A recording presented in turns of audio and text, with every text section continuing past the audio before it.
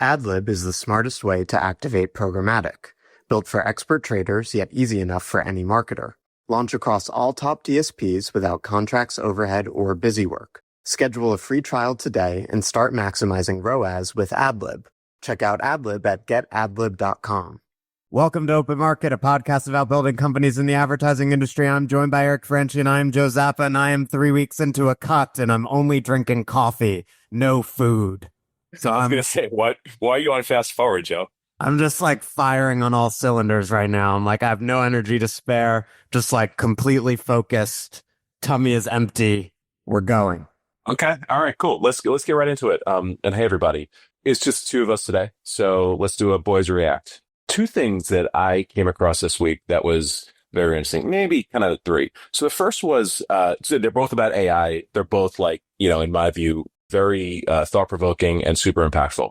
The first is this article on stratechery, which we'll talk about in a second. I've never been able to say that word properly, by the way, my entire life. Dude, I thought it was stratechery for like years until I heard someone say it, and I was like, yeah, that makes sense. Even better. And then number two, we're recording this on Friday, May 23rd. There was like two big announcements this week. The first was just at Google I/O, all the things that they're working on with AI. We won't talk about them too much. But the second was the acquisition of I/O by OpenAI. So Johnny Ive, formerly of Apple, the lead designer on the iPhone, is joining OpenAI, and they're building a hardware product. So these are big and very impactful for our world. So I figured we'd just like talk about this stuff for a second. The stratechery article is called The Agentic Web and Original Sin. If you pop it into your Google, you'll get it. It's very much worth a read, but I thought we'd talk about it. I'll summarize it, and then I want to get your reaction, Joe. Boys react. So basically, the article says this. It references another piece that was written over a decade ago that called ads the original sin of the internet that we continue to pay for today. So rude. So disrespectful. I know. And connects it with something else. So Mark Andreessen, well known now for being a venture capitalist at A16Z, but some people may or may not know, he actually invented the original browser. Mark said that the reason for advertising being the main business model of the internet is there was no way for payments way back in the day to be built in the original browser. So in order for the web to be funded, you needed to go to advertising. And this all worked for a very, very long time, particularly thanks to a company named Google. But we're starting to see some of the cracks in the concrete right now. We've talked about a lot on this pod, and people have done to death, this idea of the open web being on shaky ground, and particularly the text-based open web. So I'm not talking about CTV, not talking about retail media. I'm just talking about like websites and content and everything like that for a lot of reasons, but particularly because of AI. And this seems to be something that will get worse for open web text-based companies that rely on display advertising, and not better for a variety of reasons. But we're also at the precipice of a new era, right? The agentic web. And the agentic web and LLMs, they need content. They need the open web because they need the data to properly fulfill user requests in the agentic era. So what Ben thinks is the future, in order to complete these agentic transactions, fund content to feed the LLMs, he believes that the future is not necessarily going to be advertising, but because of a third piece of technology, stablecoins, that can be built into the browser. So basically solving for what Mark said he couldn't do 30 years ago, it will enable microtransactions. So at scale, content creators will be paid for their content in different ways, and we'll have a bright new future with a different business model. So basically, TLDR, stablecoins are going to start to usher in an era of micropayments, which is going to change how the open web is funded and might make advertising maybe less of the foundational way for it. What's your reaction? Yeah, I feel like the micropayments thing has been going around since like crypto got really big, and I've always been super skeptical. I think there are a couple things going on here. So one is that, as Ben himself acknowledges, this idea that like advertising is like the foundational sin of the open web, I don't think that's true.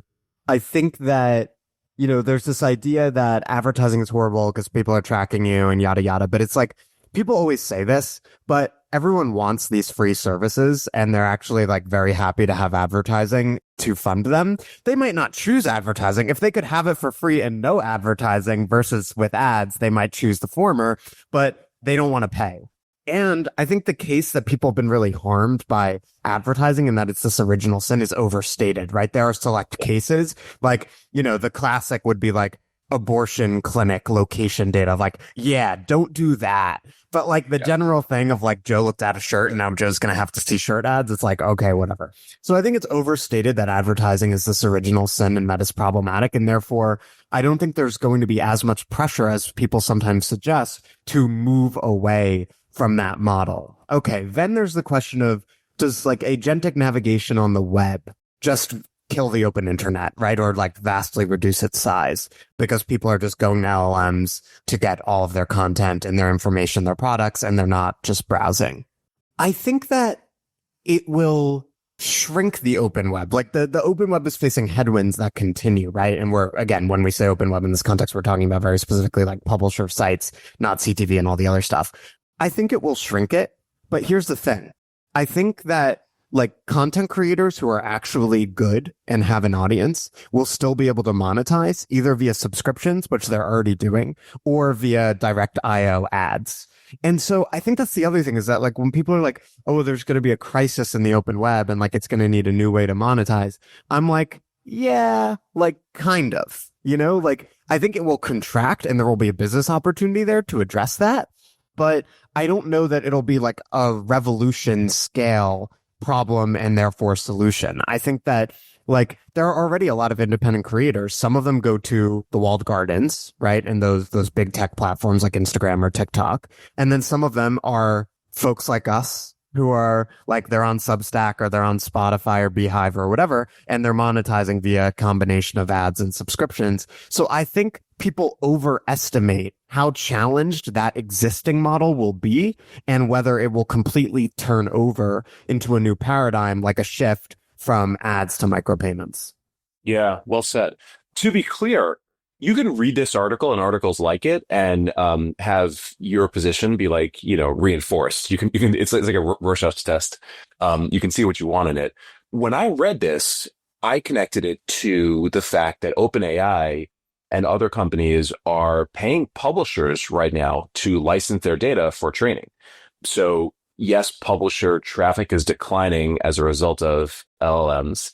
Yes, that is reducing the potential for their advertising business, but you're seeing the glimmer that data and content is important for the LLMs, and they're going to need more and more of it. So like I looked at this and I read, maybe there's a future where just being able to provide data to the LLMs in exchange for micropayments for licensing that data could end up being like a new revenue stream, a pathway towards the open web being more sustainable. That's how I took it. And, again, the implications for, stable coins being built into the browser and businesses to be built there, that's clearly like there's something there. But I don't know. I thought it was kind of neat. Good thought. I do. No, definitely. I do actually really like that reframe, Eric, because I think you could view it as another revenue stream. And I think that is much more likely. I think as opposed to like the foundational model of the open internet for the last 20 to 30 years has been ads, and now we're going to move to something else.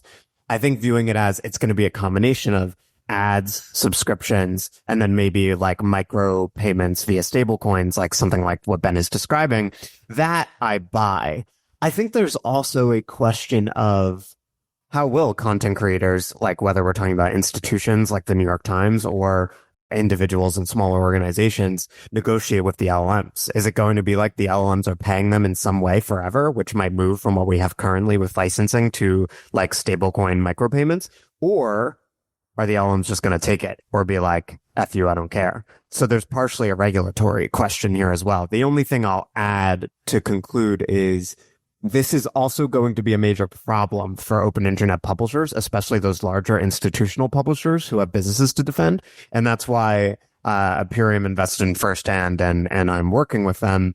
There are going to be companies like that who are recognizing that we're headed in an agentic direction and that the interface of the internet cannot remain the same, and who are going to help publishers evolve to compete under that new paradigm. So what they're doing is like they have these brand agents that publishers can create, and they can leverage all of their intellectual property in the form of an agent who can make the experience of both ads and content more interactive and personalized. And so I think the way we experience the open internet publishers who remain in the coming years is going to be different. And there will be open internet ad tech companies like Firsthand that facilitate that. Let's move on. Number 2. This week, is it Joni Ive or Johnny Ive? I think so. Yeah, I think Joni. I don't know. I could be wrong. Okay, so a couple of days ago, just a beautiful video hit everybody's feed. It was part announcement of an acquisition and part a love letter to San Francisco. Did you watch this 9-minute video? Yeah, you thought it was beautiful. I was like, the first 3 minutes, I was like, I'm cringing so hard. I literally changed it to 2x speed. I was like, how do I get through this? I feel like I'm watching two middle-aged men go on an awkward date. Maybe as a middle-aged man, I saw what I wanted to see. Eric was like, this is brotherly love. I'm in for this. I was like, who are these old guys? Oh my God. Why are they making me watch their date? Anyway, so Joni Ive is the longtime lead designer at Apple, is credited for a lot of the design work on the iPhone and subsequent iPhones. He left Apple, started a design firm, and then he started a hardware firm that, by the way, Sam Altman was a personal investor in. Sam Altman, who is the founder and CEO of OpenAI, led the acquisition of this firm for $6.5 billion. And they announced the acquisition, and they announced their plan, which, again, it was through the video and subsequent news, where OpenAI plans to release physical hardware products into the world. So the fact that they've got Joni now working there is super interesting. And I mentioned this on Marketecture, like how Apple let this happen is crazy to me. Sam Altman thinks that the acquisition of this company for $6.5 billion could add $1 trillion of value to OpenAI. So it's just like, how do you let that slip through your hands if you think that this is this impactful? Total sidebar. But what they want to do is... We do just need to take a moment to recognize that, again, this is just like the most Silicon Valley type thinking. And I mean that in this case in a complimentary way, but it's like, of course people are joking. It's like, can you buy my Ether company for like $6 billion? I was like, I don't know if OpenAI can buy this company IO for $6.5 billion, can the Trade Desk buy SharpPen for like $100 million? It will create value. It's, we'll position Jeff better as you're already worth 50 billion. We can add $1 billion via better LinkedIn posts. Come on. I don't want to do public math, but the calculus is, can you add the same amount of market cap through your marketing prowess to TTD as Sam Altman thinks that Joni Ive will add to OpenAI? 130x, yeah, some like that, 150x. I don't know, maybe. So, all right. So I wanted to talk about how they did it. We'll talk about how they did it. You didn't love the video. I love the video. Total sidebar. I'll go with you because you're the marketing genius. But the fact that they're pushing this forward, like pushing a hardware device forward, I think is awesome. So let me talk about a couple of quotes I pulled about the device. The AI device, not a phone or glasses, will be pocket-sized, screen-free, and contextually aware. The product will be capable of being fully aware of a user's surroundings and life, will be unobtrusive, able to rest in one's pocket or on one's desk, and will be a third core device a person would put on a desk after a MacBook Pro and an iPhone. Ive and Altman's intent is to help wean users from screens. Altman said that the device isn't a pair of glasses and that Ive had been skeptical about building something to wear on the body. So, and there's been, people now mocking things up and everything like that. But basically, it sounds like it's just like some thing that you're either going to have hanging from your neck or in your pocket or sitting on your desk that will probably be the OS for all other devices. But I think it's fascinating. There's a complaint in Silicon Valley that, we really haven't produced anything awesome since the iPhone. We obviously, the technology industry. And that's the bet here, that there is a new device to be built and it's some sort of physical manifestation of AI. Yeah. I mean, It makes a lot of sense. OpenAI is just like this incredibly ambitious company that's trying to think through so many different aspects of like how people use technology. And obviously, primarily that's been software related. So for them to make a hardware play, obviously they have the capital to do it. And I understand Sam's perspective as he laid out in the video that like they've created this revolutionary technology, this revolutionary software. Why shouldn't hardware also catch up to that new paradigm and sort of explore the extent of those capabilities? I also think a lot of the common critiques of the last like 20 years of Silicon Valley originated technology are really about screens, right? Like when you think about it, people are like, it's about like the iPhone and just being like addicted to screens and scrolling all the time. I thought about this, Eric. I don't know if you think about a lot like I was talking to a friend about when I'm like 75, like what will I regret about like when I was young and what I did or didn't do? I think it's just a good thought exercise, right? To get you to do better shit. And I do think one of the things will be like the amount of time I spend like hunched over my phone. Like, you know, like just that image we all have of ourselves where it's like you're just sitting on the couch and you're like craning your head and you're like, I think we all feel intuitively that as a technology and as like a matter of design, it's incredible. It's unleashed like, you know, trillions of dollars of value, but it's also suboptimal and there has to be a better way. And so I think they're picking up on that broad sense in the culture that like staring at a little screen all day is not sort of how we're meant to live. And this is a moonshot that makes sense for them. And how poetic that the person that designed the iPhone is the one that is trying to, if we believe what they're saying, extract us from the iPhone. I think that's super cool. The other thing here is just the idea of a big bet. The greatest arguably acquisition Meta ever did was buying Instagram. And they bought Instagram. I forget exactly what the market cap of Meta was at the time, but so they bought it for like $1 billion. So probably a couple points, right? So, they bet 2% of the company ish for what would ultimately become like, some sort of giant multiple of value creation. And that's the calculus that's being done here. As of this writing, OpenAI is reportedly valued at 300 billion. So they bet 2 and change% of the company that they can add 4x to the value of the business with something like this, which I love big bets like that. They're calculated. It's sort of like the downside is significant. It's known, but the upside can be transformational. And for OpenAI, this seems like one of those bets that you should take. Maybe Silicon Valley can achieve its dream of destroying ads with this new hardware, but I doubt it's just going to be more data. No, more data for better ads. Yeah, exactly. It's too early for us to get too deep into like what will ads look like in this paradigm, but they'll be there. Don't worry. You guys can't get rid of us. We know, despite what they say, that OpenAI is going to build an advertising business. You know what's crazy, Eric? Also, when you think about it, it's like, if anything, it'll just spawn like a whole new sector of ad tech companies because it'll be like, instead of viewability, you'll have like something else. Like there'll be like, whatever, new ways to transact or like new sort of quality metrics. Like, yeah, we're just, oh, you know what? This makes me think of is Ari always asks founders when they go on the pod what animal they would be. And my answer for Sharpen is that we'd be a rat because we're resilient. We're low to the ground, resourceful. We embody the spirit of New York and you can't kill us. And that's the ad tech industry. Everyone, you all think you're a freaking lion or a tiger. Nah, we're a bunch of rats. Can't get rid of us. My advertising industry hero, Rashad Tabakawala, always calls agencies cockroaches because no matter what, the agency model survives. Yeah, I think you're right. We'll end here in terms of like what are the companies to be built.